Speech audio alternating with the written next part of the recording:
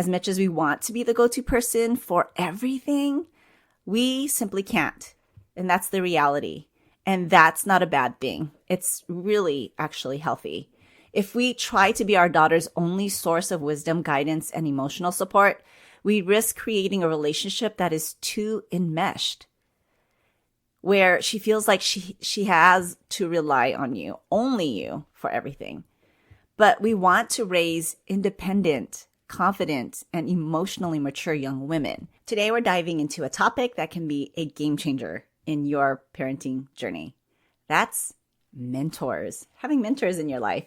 We all want to be the go-to person for our daughters, but the truth is, honestly, we simply just can't be everything for them. And that's okay, mama. We want to build strong, healthy relationships with our girls, not codependent ones. So this is why mentors are so vital during our parenting journey. She'll eventually have her own life, right? Just as you do now. But that doesn't mean we stop being her safe space. What is the goal? It's to raise daughters who want to come home, who call just to check in, who seek out our guidance when they need it. But also having those healthy boundaries and other voices of wisdom in their lives. This is where we don't need to be codependent on each other. It makes me think of the one movie, Bad Mom Christmas. I know, I watched it, and it reminds me of Kiki and her mom, and this unhealthy relationship her mom had, or attachment had, on her daughter. This is what I visualize when mothers and daughters are codependent on each other instead of interdependent on each other and having this healthy relationship with boundaries. That's where mentors come in. So today we're talking about who makes a great mentor, why they matter, and how to intentionally bring the right people in your daughter's life and in your life as well.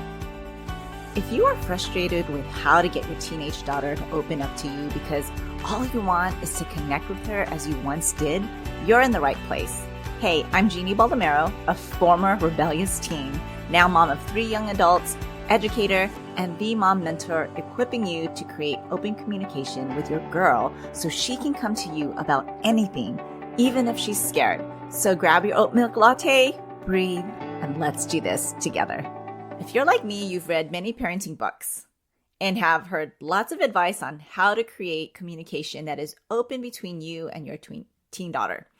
You've tried countless ways to have a conversation with your girl only to feel defeated because nothing has changed between the two of you. Reading another book just seems exhausting and not feasible right now with so much on your plate. But you are frustrated because you need something you can implement right now. The window of teenhood is closing and you want to make an impact with your daughter. My Talk to Your Teen Girl Framework course helps you get the specific information you need to understand your girl, reasons to shift your role right away, and create a step-by-step simple plan. This customized plan works towards creating a safe space and a loving response that your girl will receive through your immediate implementation. So join me in Talk to Your Teen Girl Framework, where I show you how to create a plan you can use right away without hesitation. It is possible for you to change your conversations with your girl right now. Go to talktoyourteengirl.com. That's talktoyourteengirl.com. You know, I think back on my own life and I think of the various women and a few men that have been mentors that were able to speak into my life, that I've allowed to speak into my life, where I sought wisdom, safe space, and felt myself and can truly be raw with certain people in my life. When I think about who they are, I recall my aunt, who I've mentioned in a few episodes, which is my mom's youngest sister. I recall her being my mentor in junior high school, when I needed someone outside of my mom to listen to me and really understand all the changes and the boy crazy things that I had going on with me. And there's also my chemistry/physics teacher, Mrs. McGregor, from high school, and she made me feel heard. She was one lady that I automatically felt drawn to. By the way, I loved and enjoyed her classes. And I think that was a great hook for me to really be open to the wisdom and advice that she gave me, even when I didn't ask for it. I was open to listening to it. And then during my college and young adult years, okay, I don't know if I revealed this, but a big secret about me is I did pageants. Yes, I was a pageant queen. And my pageant director, who then became my boss, who hired me to be her assistant, Irene, was a mentor during that phase of my life. She really guided me into being a young adult, making those choices, really giving me leadership roles that have shaped me and who I am today, and gave me a chance, even at a young age, to have a voice. And that was her. And then there was Uncle Frank. Uncle Frank, he was a short, older gentleman who was always for me. He was like my cheerleader. He mentored me through some of the uncertainties. He actually was more of my encourager. He was always there to encourage me, to guide me, even protect me at times during a very trying time in my life. So Uncle Frank was one of those people in my lives as well as a young adult heading into marriage. And then there is Carmen, who I've mentioned too, who is my mentor even till today, who mentored me through marriage, was there to help me through some motherhood issues, through all the seasons of raising my children. She was the woman that was 10 years ahead of me in a season and still is currently one of those women that I go to today, on top of my mom. I list these out because my parents weren't the only voices in my life. Actually, these voices helped me really understand the love and advice my parents actually gave me. It allowed me to stop and think, they were right. Yes, I hate to admit that, but they were right. These mentors allowed me to come to that realization that the advice my parents were giving me were right. And I apply the same to my own kids. I encourage them to go and seek advice from others. I am okay with not being the all-knowing and only source for my daughter and for my kids, right? This takes security enough for them to go to others and really not know the outcome of what they talked about or even the topic of what they talked about. Honestly, this release has actually allowed us to become closer because I am not the all answer. I am not the only source. I'm not the one that disappoints them and gives them bad news. There are other voices that speak into them. So in this episode, I want to share with you all the things that bring a healthy community, actually an army, to surround your daughter with. So let's first talk about what makes a great mentor. A mentor is someone your daughter respects, trusts, and can turn to for encouragement, guidance, and wisdom. And here are some people and possibly in your daughter's life that can be great possible mentors in her life. A trusted relative like a grandmother, an aunt, an older cousin, a teacher who has taken an interest in her success, maybe a coach who has challenged and motivated her and knows her strengths and also challenges her to improve on things that she needs to work on. Maybe a youth pastor or church leader, your best friend, or a close family friend, or even a young adult female that she looks up to. My daughter has several in her life that are specifically young adults, and this is very intentional because they have the cool factor and they get to have fun while being influenced in a positive way. Really, the key is to find someone who's already a positive influence in her life, maybe somebody that already is in her life, has been positive, someone who she naturally gravitates towards. Those are great people to really get to know and understand and help invite her to mentor your daughter. Now, how exactly do we choose the right mentor? Not everyone who has the influence in your daughter's life is necessarily a good mentor. You probably know that because of maybe friends or even relatives that are older that you want to keep them away from. Here are 4 things to consider when really choosing the right one. First, identify who. Who does your daughter already admire and respect? And who naturally pours into her life in a positive way, right? They are already doing that. 2, do they share your values? I think this is super important because you want to be able to trust the advice and encouragement and direction this mentor is leading your daughter in. So do they share your values? A mentor doesn't have to actually be like you, exactly like you, but they should reinforce the values you are trying to instill in your daughter.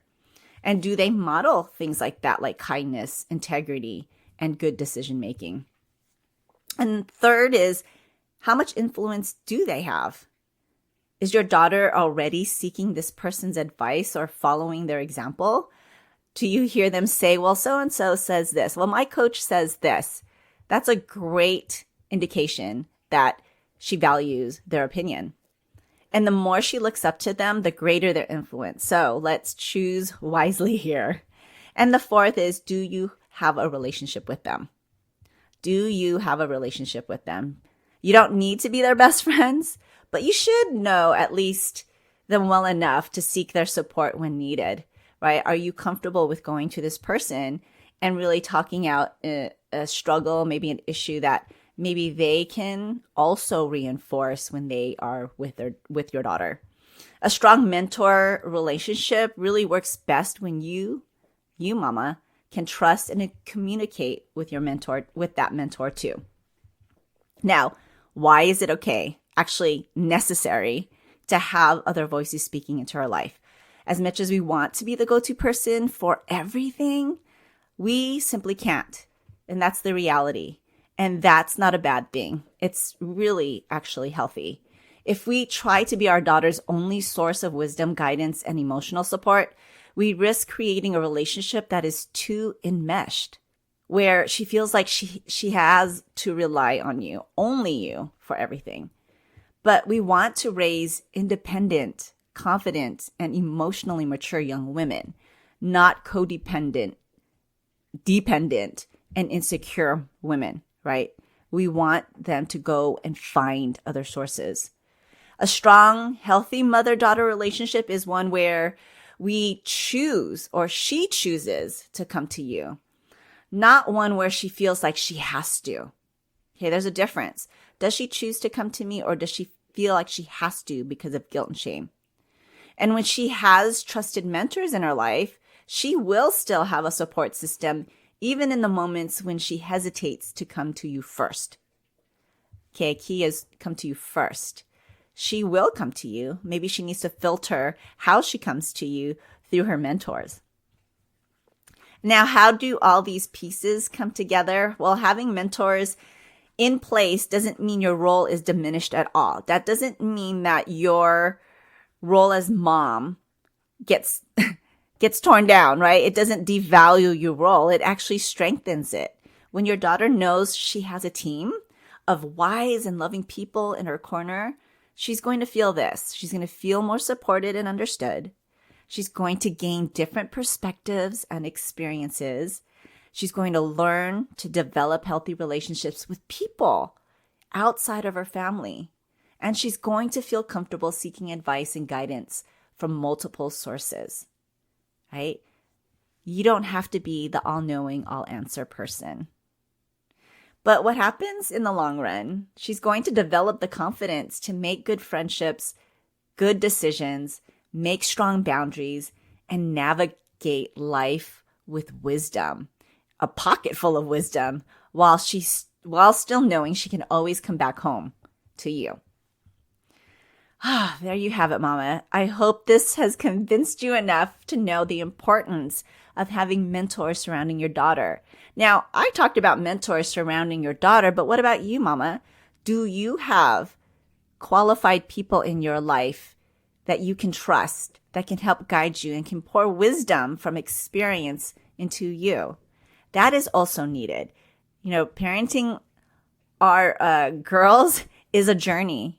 And this is why I am a mom mentor, because I want to share the wisdom and experience that I've gained through raising, well, actually all my kids, but specifically having a relationship with my own daughter based on my own life experience as a teenager. Now, if this is you, this is why I created Talk to Your Teen Girl framework. It is to help you gain the connection that you so desire through communication, whether it be communicating with her and wanting to know things about her, or communicating with mentors and being okay how they fit into this puzzle, into this team surrounding her during this journey of raising your daughter. Parenthood is hard, but you don't have to do it alone. So, moms, you are doing an amazing job raising your daughter. And part of that job is surrounding her with people who will uplift and guide her alongside with you when you're not around. Take some time this week to think about who is already in your daughter's life that could be a mentor, and write those names down. If you have a journal, write them down so you don't forget. And maybe it's someone you can introduce her to if she doesn't know already, or maybe it's someone that's already in her life that you can encourage a stronger relationship with. Remember, the goal isn't to replace you, mama. Mentors aren't to replace you. It's to give her a strong, well-rounded support system that will help her grow into a woman that she's meant to be. Isn't that what we all desire for our daughters? Mama, if you find this helpful, please share this with another mom that could use some of this advice about surrounding herself with a community of people to raise her daughter. Now, if you feel like your next step is to take the Talk to Your Teen Girl framework because you're thinking, wow, I really do need some steps that will allow me to create open communication. I need tools that allows me to have the hard conversations with her because I know they're coming up, and I need to know how I can communicate with her without her fully rejecting me, without it being a full-blown fight and having to rework the trust that we're trying to build with each other. If that's you, head on over to talktoyourteengirl.com. That's talktoyourteengirl.com, where I lay out this framework that you can complete in 6 weeks. I'll see you there. Hey friend, if this podcast inspired you or encouraged you or helped you in any way, I'd love for you to share it. You can screenshot this episode and share it in your stories on social media, or text it to a friend who can use the support. It's the best way you can thank me. I want to let other mamas know they are not alone. I'd love to stay connected with you. You can find me at raisingherconfidently.com. Until next time, live full of grace, Jeannie.